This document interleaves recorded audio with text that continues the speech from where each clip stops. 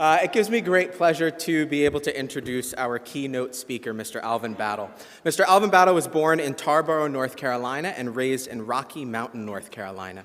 He graduated from Northern Nash High School in Nashville, North Carolina in 1980. He attended Merced Junior College in Merced, California with a basketball scholarship. From 1982 to 1985, he attended NC State University with a basketball scholarship.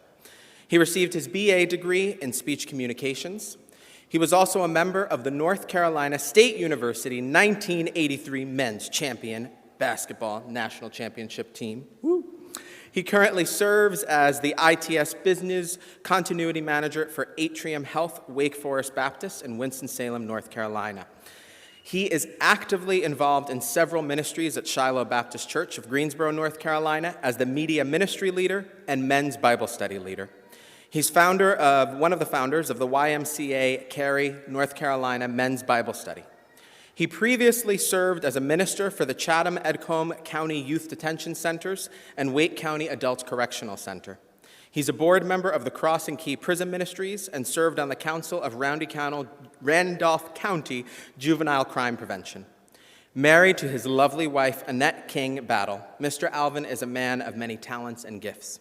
Most important to note is his heart for our community, our mission, and seeing people around him grow, thrive, and succeed. It's an honor and joy to have personally gotten to know Mr. Battle, and I'm humbled and grateful to invite him to the stage as this year's keynote.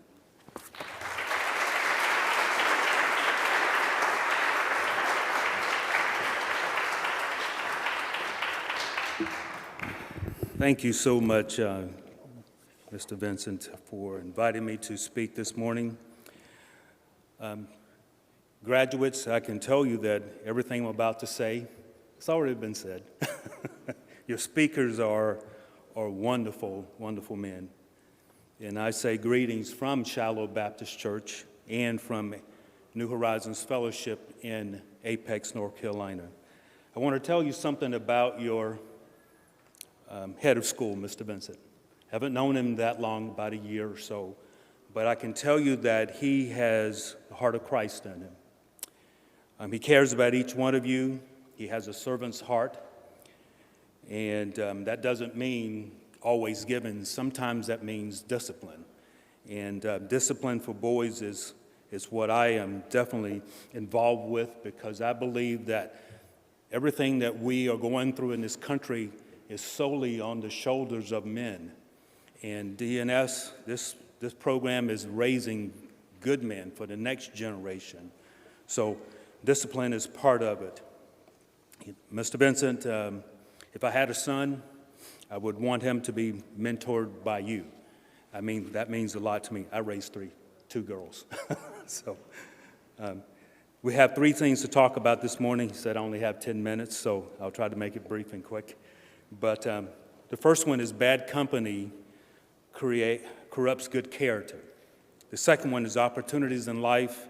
And the third is now you go. Graduates, you probably already heard everything that you needed to hear today, but I want to talk about in 1 Corinthians where it says, be not dismayed. Bad company corrupts good character. The next stage of your life in high school is going to be difficult. It's going to be difficult for you because the world we live in today has you going in all directions. But one thing I want you to remember is over the next 8 years will more than likely set the precedence for the rest of your life. Just think about it. What you do between now and when you graduate from college will set the rest of your life. Of course, we all make mistakes and things happen along the way, but just remember, you have choices. God gave us all choices, and the best thing you can do is make good choices. And those choices are spiritual. You know, in James 1:9, it says, my dear brothers and sisters, take note of this. Everyone should be quick to listen, slow to speak, and slow to become angry. Over the years, I've served in several youth detention centers, and the number one thing that those boys are in there for is because of who they were hanging around. Bad company corrupts good character. Some of them got mad. right? They weren't quick to listen, slow to speak, and slow to anger. They did it differently. They did it opposite. So I urge you to be quick to listen, slow to speak, slow to anger. How do you know if someone that you're hanging around is a good person? How do you know? For number one, I can tell you that if the person is not of a spirit, you can discern that. If they're doing things that are counterintuitive of what God's principles are, they're not the type of person you should be hanging around, right? Durham Nativity is a 12-year program, and you have something that's unique. You have a brotherhood of men that have gone before you, and they will be some of the people that you need to lean on. If you are a graduate from Durham Nativity, will you please stand? Stand up, graduates. Stand up. Turn around and look. These are your support. These are the men that have come before you that will be your fraternity. Whatever you are going through or whatever you go through, these men will be here to help you along the way. Everybody can have a seat now. So just remember that. You have a fraternity of brothers that you can go to at any time. You have a principal that you can go to at any time. You have teachers that care about you more than you will ever know. And I want you to understand also, when you leave today, I want you to go take a look at a world map. Look at the map of the entire world. Look at every country and every province on that map. This is where we talk about opportunity. You have the best opportunity in the world that we live in right here in the United States of America. My wife and I spent some time with a couple that we recently got to know, and they're from Zimbabwe. And they left Zimbabwe many years ago, and they feel blessed to be in the United States of America.